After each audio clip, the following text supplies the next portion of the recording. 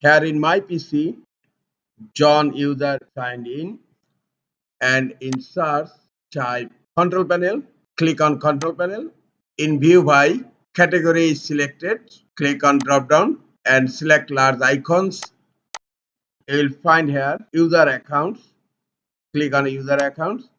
You will find your currently logged on user here, and my user is John and it's local account, not administrator. John is the standard user. Now I am going to change this user type to administrator. Close control panel, click on start menu, click on John user, and then click on sign out. Now I am going to sign in with an administrator account.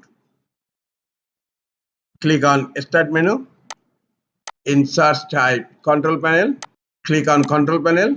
In view by select large icons, go to user accounts. Here now my current user is administrator, and click on manage another account, and here you will find my previous account John, which I want to make administrator, and the current user account, this one is the administrator. Now select John, and here you will find an option change the account type. Click on this option, and now standard is selected. Just select administrator and click on change account type.